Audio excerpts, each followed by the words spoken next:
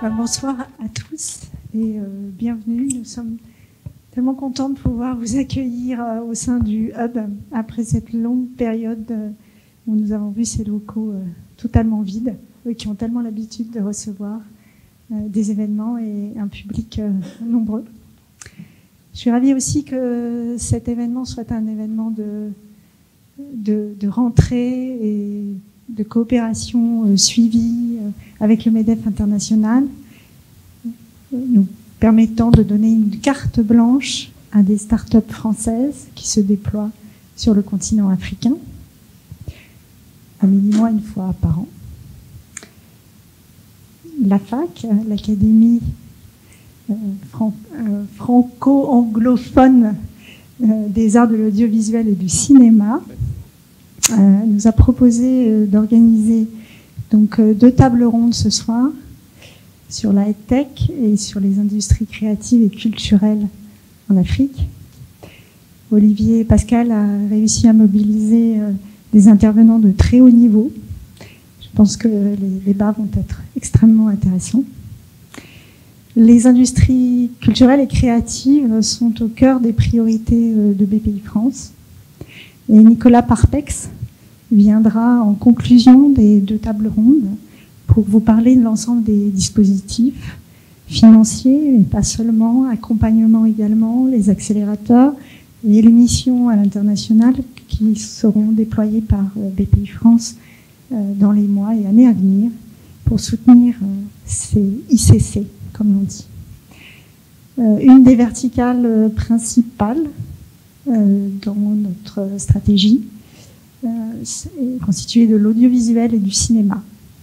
Donc c'est totalement d'actualité.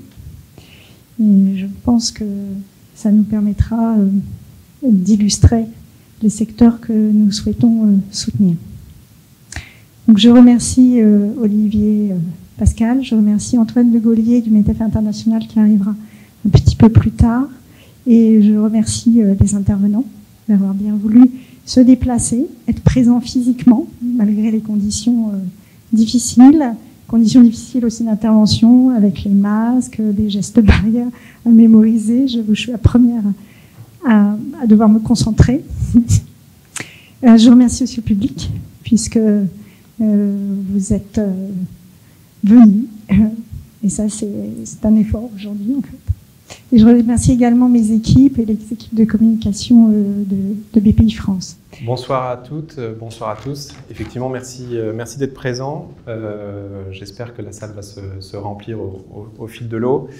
Donc, effectivement, merci Nathalie et BPI France pour votre accueil et au MEDEF international pour cette opportunité qui nous est donnée à la FAC de présenter notre écosystème. Moi, je suis Olivier Pascal, cofondateur de cette société avec mon associé ici présent François Catala. Donc, on a cofondé la FAC il y a 3 ans. On s'est lancé sur le marché B2B il y a 2 ans maintenant et sur le marché grand public il y a un peu plus de 6 mois, juste avant la crise du Covid.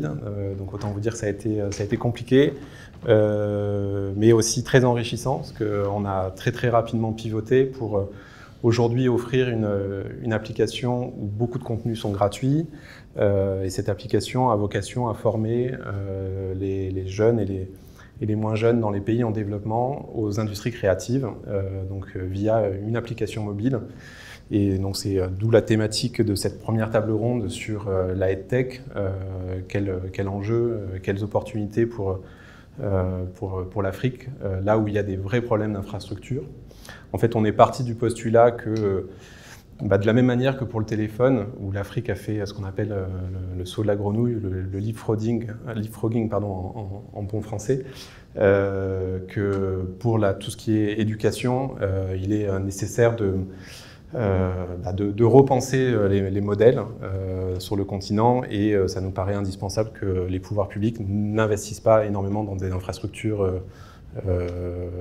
universitaires et plutôt réfléchissent en quoi le digital peut apporter des solutions aux problématiques. Et donc ça fera l'objet de ce premier débat. Et industrie créative, qui est le deuxième pilier de la FAC. c'est une passion commune que nous avons avec François et nos autres associés. Et on veut prouver au marché, à nos investisseurs et à nos partenaires que la EdTech a une vraie réalité en Afrique. Et du coup, on fait avant tout notre, entre guillemets, proof of concept autour des industries créatives, parce que c'est ce qu'on sait bien faire. Et derrière, le chemin de la fac, j'espère, sera long et nous permettra de déployer notre application sur d'autres verticales.